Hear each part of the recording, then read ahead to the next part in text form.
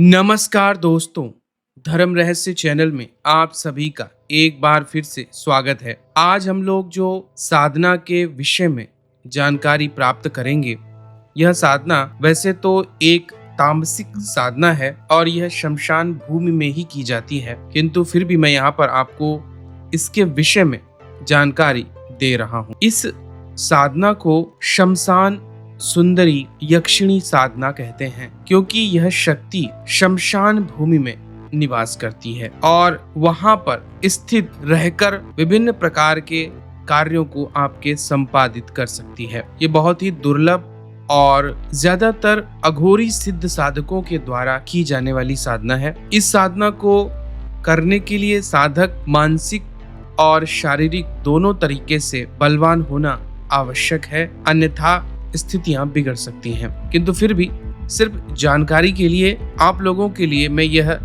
तामसिक साधना लेकर के आया हूँ। किसी योग्य गुरु के निर्देशन में ही इस तरह की साधनाएं करें, अन्यथा आप हानि उठा सकते हैं। तो जैसे कि हम लोग जानते हैं कि यक्षिणी साधना तंत्र साधना की एक बहुत ही विशिष्ट शाखा में आती है, जिसमें साधक यक्षिणियों को प्रसन्न करके उनसे मनोवांछित फल प्राप्त करता है। यक्षिणी हिंदू और बौद्ध परंपराओं में शक्तिशाली दैवीय शक्तियों के रूप में वर्णित है। ये स्त्री के रूप में होती हैं और इनके पास असाधारण शक्तियां, जादुई शक्तियां भरी हुई होती हैं। इस यक्षिणी साधना को अत्यधिक कठिन और जोखिम भरा माना जाता है और सटीक अनुष्ठान और नियमों का पालन इसके लिए आवश्यक है। हालांकि इस साधना को ज्यादातर जो व्यक्ति धन की कमी से जूझ रहा हो, समृद्धि चाहता हो, सौंदर्य, यश, अन्य इच्छाओं की पूर्ति, सुख सुविधाओं को पाना चाहता हो और भौतिक जीवन के लगभग सभी प्रकार के उद्देश्यों को प्राप्त करना चाहता हो, उसके लिए यह यक्षिणी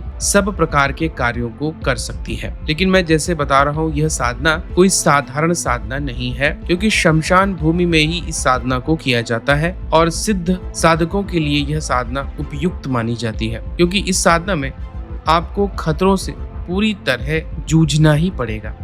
तो सबसे पहले आप इसके लिए जब भी इस साधना की तैयारी करें, आप पूरी तरह मन और शरीर को शुद्ध कर लें। साधक संयम, ब्रह्मचर्य और सात्विक आहार विहार का पालन करें। साधना के लिए शांत और एकांत शमशान भूमि का चुनाव करें। शमशान भूमि अगर जितनी ज्यादा पुरानी हो, उतना ही ज्यादा आपको इसमें लाभ मिलेगा, क्योंकि जिस भी क्षेत्र की आप शमशान सुंदरी को जागृत करने जा रहे हैं, वह क्षेत्र बिल्कुल वैसा ही होता है जैसे कि जो जितना अधिक पुराना है, तो वहाँ की आत्माएं भी उतनी ही ज्यादा पुरानी होती हैं और इसकी वजह से उनका बल और शक्ति भी ज्यादा होती है। इसीलिए इस साधना को करने के लिए आप पुराने से पुराने शमशान भूमि का चुनाव कीजिए। महत्वपूर्ण बात यह है कि जिस भी शमशान भूमि का आप चुनाव करेंगे, उस शमशान भूमि में रात्रि के समय कोई आता जाता न हो, क्योंकि एकांत इसके लिए अनिवार्य आवश्यकता है। तो सबसे पहले गुरु से गुरु मंत्र प्राप्त करें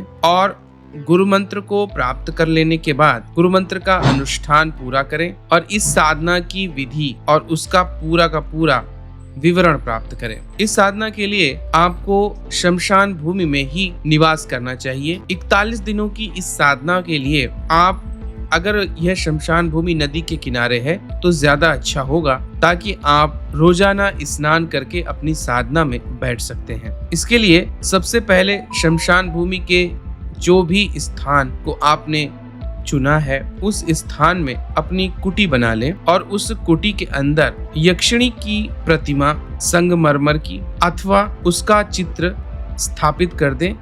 एक बाजोट के ऊपर लाल वस्त्र बिछाकर उस पर उसकी प्रतिमा को अथवा उसके चित्र को, अगर प्रतिमा बनाने की स्थिति आपकी नहीं है या बनवा नहीं सकते हैं, प्रतिमा या चित्र, इस दोनों को जो है पहले आप शुद्धिकरण उसका अवश्य करवा लें, ताकि वह जागृत हो जाए। अब साधक उस कुटिया के अंदर रहते हुए साधना करेगा, क्योंकि शमशान भूमि एकांत स्थल होता है, इसलिए सर्वथा निर्वस्त्र होकर के ही आपको यह साधना करनी है। साधना के लिए किसी भी काली भेड़ की चर्म का इस्तेमाल कीजिए। जो भी भेड़ मर गई हो या किसी भी प्रकार उसकी ऊपरी खाल से बनी हुई चर्म को प्राप्त करें, क्योंकि उसी के ऊपर बैठकर आपको साधना करनी है। यक्षिणी के आगे चमेली के तेल का दीपक आपको जलाना है। साथ में चंदन, कुमकुम, सिंदूर, इत्र, घी, विशेष रूप से लाल रंग की मोमबत्ती और कुछ विशेष पुष्पों की अगर व्यवस्था कर सकते हैं तो कर लें।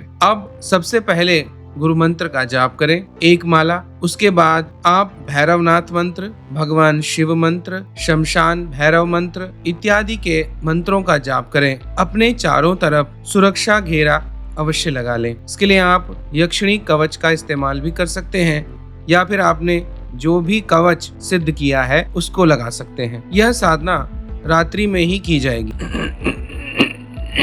रात्रि के समय जब 9 या 10 बजे के बाद पूर्ण अंधकार आपको दिखाई दे, तब से लेकर के आप सूर्य का प्रकाश निकलने तक के बीच में ही रोजाना साधना करेंगे। और क्योंकि आपने अपनी कुटिया में ही यह साधना करनी है, इसलिए वहीं पर जमीन में साधना करने के उपरांत आपको सो जाना है। इस साधना को किसी भी अमावस्या की रात्रि से आप शुरू कर सकते हैं, क्योंकि इस समय तांत्रिक शक्तियां अधिक प्रबल हो जाती हैं। सर्वथा निर्वस्त्र होकर सामने बैठ जाएं और देवी को अपनी प्रेयसी, प्रेमिका, मित्र के रूप में स्वीकार करते हुए उसे लाल वस्त्र या लाल रंग की चुनरी उस पर उड़ाएं, चंदन लगाएं, कुमकुम लगाएं, सिंदूर लगाएं, इत्र उसके ऊपर छिड़कें, फिर लाल रंग की मोमबत्ती उसके आगे जला लीजिए और चमेली के तेल का दीपक जला लें। साधना में आपको उत्तर की दिशा की ओर मुंह करके बैठ जाना है। अब साधक सावधानी पूर्वक सारी प्रक्रिया को करते हुए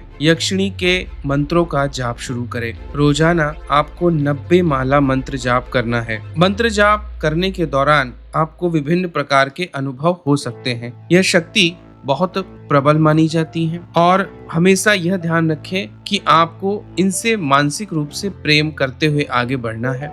अगर आप इनकी बातों से भयभीत होकर भय के साथ में इनसे जुड़ेंगे तो आपको अनुभव भी उसी तरह के होंगे। साधना के दौरान साधक पहले अपनी आंखें बंद करे और यक्षिणी के सुंदर और दिव्य रूप की कल्पना करे, जिसमें एक महासुंदरी आपके पास आ रही है। जब यह आपके पास आती है तो आपको हल्की गंध, आपके चेहरे पर या गर्दन के पीछे हल्का स्पर्श, प्रकाश का आभास इत्यादि होता है। अगर यह यक्षिणी आपकी परीक्षा लेती है तो काम परीक्षा में आपके शरीर के गुप्त अंगों पर किसी की छूने का आभास, रोयों का खड़ा हो जाना इत्यादि चीजें घटित होती हैं। उस वक्त बड़ा सावधान रहना चाहिए। इसके अलावा इस साधना के लिए गुरु से पूछकर आवाहन मुद्रा, प्रणाम मुद्रा और साधना की समाप्ति के बाद विसर्जन मुद्रा भी अवश्य बनानी चाहिए। रोज 90 माला करने के बाद साधक इन्हें भोग के रूप में मिठाई अथवा साधक अगर तामसिक है तो तामसिक भोग, अंडा या शराब भी दे सकता है। यक्षिणी धीरे धीरे आपसे प्रसन्न होने लगती है और फिर एक दिन अचानक से आपके सामने साक्षात प्रकट हो जाती है। अपनी चरम सुंदरता को दिखाते हुए आपके सामने आती है। याद रखें, आपके भय की परीक्षा अवश्य होती है, क्योंकि यह शमशानी साधना है। आपको बहुत बुरी तरह भयभीत साधना में यह कर सकती है और इनकी साधना से शमशान भी जागृत होता है। इसलिए शमशान में निवास करने वाली विभिन्न प्रकार की शक्तियां आपको भयभीत करने, साधना को भंग करने और स्त्री शक्ति वाली प्रेत आत्माएं, चुड़ैले इत्यादि आपकी काम परीक्षा लेती हैं। इन सब से भी आपको विजयी होना आवश्यक है। साधना में ध्यान देने योग्य बातें यह है कि आपको समर्पण और संयम से काम लेना है, क्योंकि अगर श्रद्धा और समर्पण कमजोर होगा तो साधना में विघ्न आता है। शुद्धता का विशेष पालन रखना है। ब्रह्मचर्य का मन से, कर्म से और वचन से पालन करना है। मानसिक शुद्धता भी इसमें महत्वपूर्ण हो जाती है। मंत्र का बिल्कुल सही उच्चारण करना है, अन्यथा संधना का प्रभाव उल्टा हो सकता है। अनुचित इच्छाओं से सदैव बचना है। यक्षिणी साधना एक उच्च स्तर की साधना है, इसलिए आप अगर गलत भावना रखते हुए साधना करेंगे तो इसके विपरीत परिणाम देखने को मिलेंगे। जब यह आपके सामने आ जाए तो इन्हें अपनी प्रेयसी या पत्नी के रूप में स्वीकार करें, क्योंकि यह इन्हीं रूपों में सिद्ध होती है। यह साधना गृहस्थ साधकों के लिए उपयुक्त नहीं मानी जाती है, क्योंकि जो भी व्यक्ति शादीशुदा है वह इस साधना को अगर करेगा तो उसे अपनी पत्नी को त्यागना पड़ेगा। इसीलिए जिसकी पत्नी नहीं है या जो ब्रह्मचारी है और अगर शमशान भूमि से संबंधित साधक है जैसे कि अघोरी इत्यादि, उनके लिए यह साधना बहुत उपयुक्त मानी जाती है। यक्षिणी आपके भोजन, आपके लिए धन, समृद्धि, सुख सुविधाएं, आर्थिक रूप से सभी प्रकार की चीजें आपको उपलब्ध करवा देती है आपकी कुटी पर ही।